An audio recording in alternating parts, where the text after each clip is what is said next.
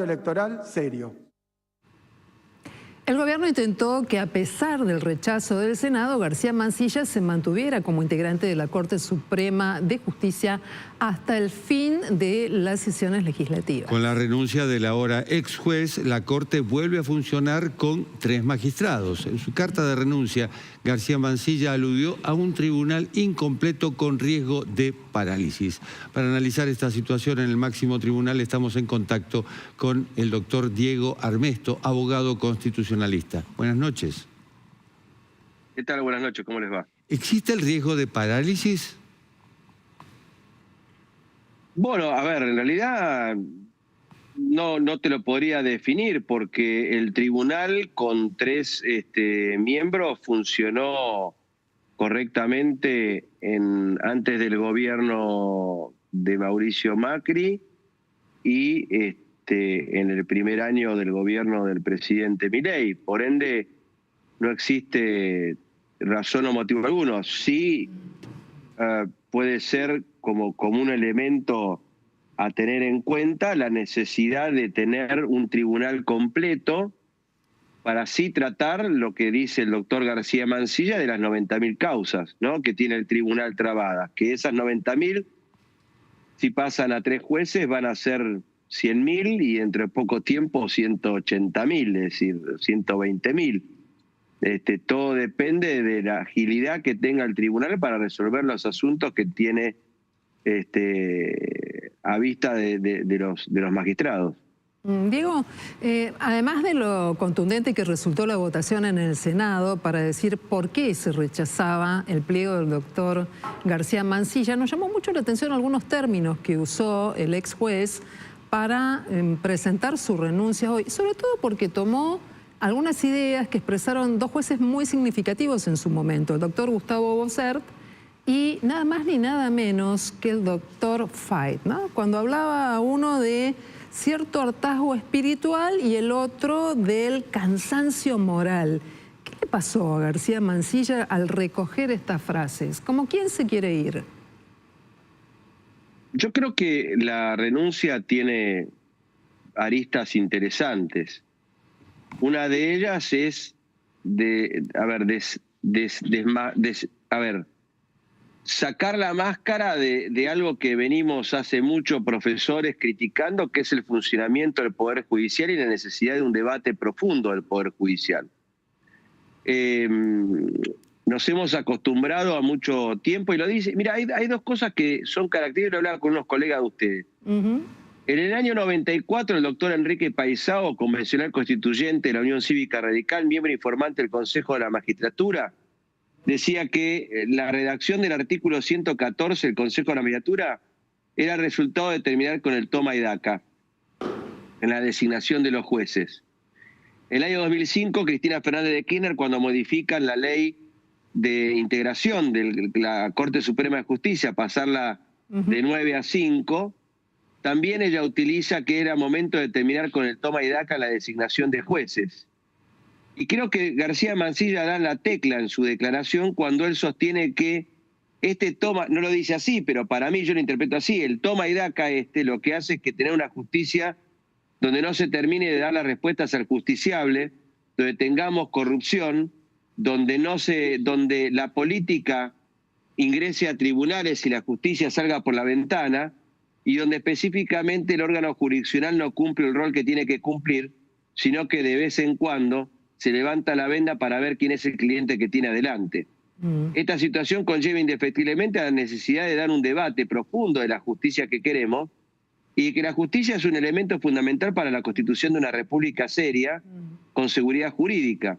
Si nosotros tenemos un país que está gobernado por decreto, que el Congreso es una simple escribanía del Poder Ejecutivo, y que el Poder Judicial no cumple el rol que tiene que cumplir, y un Ministerio Público Fiscal que mira también inerte a quien tiene adelante para investigar o no, y jueces que planchan expedientes judiciales para no tocar al poder de turno, obviamente que esto es parte del debate y el cansancio moral, la cuestión moral, me parece a mí que va en este sentido, es decir, pero Diego, tratar de buscar mecanismos claros de un funcionamiento concreto claro, transparente e independiente del órgano jurisdiccional. Pero hay una cuestión. Él toma lo que dijo el juez Bossert y nada más ni nada menos que el juez Fait en un contexto muy particular, pero se prestó al juego.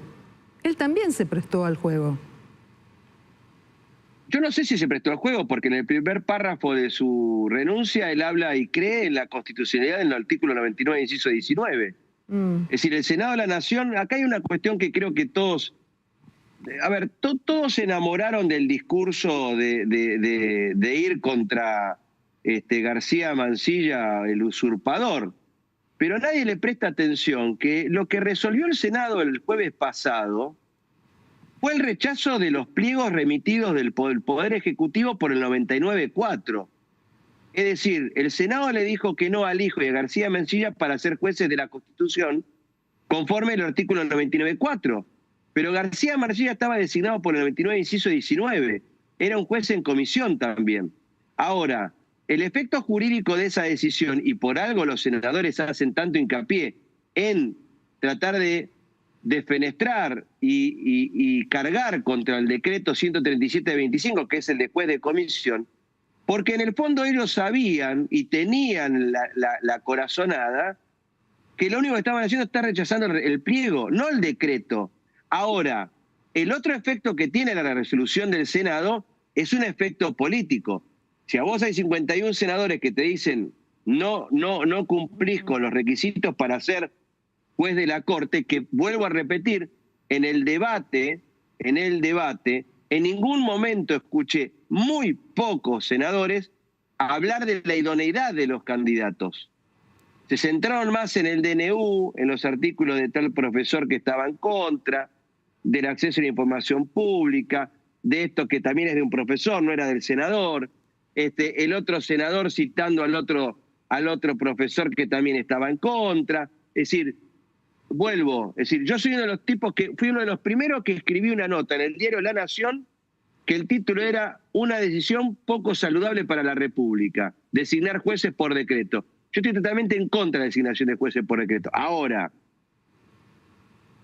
poner o sostener en base a fallos que no son no es un sano precedente de la Corte Suprema, porque muchos se llenaron la boca con el fallo Belisario Montero del 58, pero Belisario Montero era un juez designado en comisión por la Revolución Libertadora, un gobierno de facto. Y creo que García Mansilla, ni Milei es un presidente de facto, y García Mansilla no era un juez de facto. Entonces, me parece que hay que empezar a distinguir, perdón, ya termino, a distinguir la diferencia entre el efecto jurídico de una decisión del Senado y el efecto político. Creo que a él lo lleva puesto el efecto político.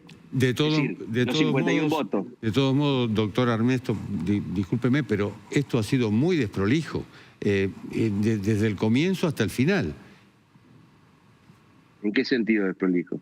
Desprolijo es el gobierno. Pues bueno, sí. Desprolijo es desprolijo es el gobierno. A ver, acá hay varios elementos. Mira, hay varios... Jorge era, ¿no? Sí, Jorge. Sí. Hay varios elementos de lo desprolijo. Desprolijo es mandar una terna sin haber caminado al Senado y haber sabido más o menos qué consenso había para designar los ministros de la Corte.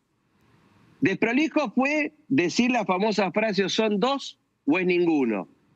Desprolijo fue no haber analizado el currículum de cada uno de los candidatos, porque hay un juez de los dos que recibió una gran cantidad de impugnaciones, por más que después el ministro de Justicia dijera que eran más las a favor que en contra, pero cuando después uno ve el informe del Senado se da cuenta que tuvo más impugnaciones que a favor.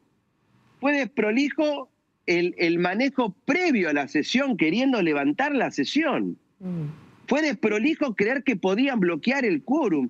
Fue desprolijo todo. Entonces, por eso digo, desprolijo es todo el proceso de designación de los jueces de la Corte, que no condice con el texto constitucional. Diego. Entonces, por eso vuelvo a repetir, yo que soy un crítico de este sistema, esto lo que hizo fue embarrar más la cancha y ensuciar principalmente a la Corte Suprema de Justicia de la Nación.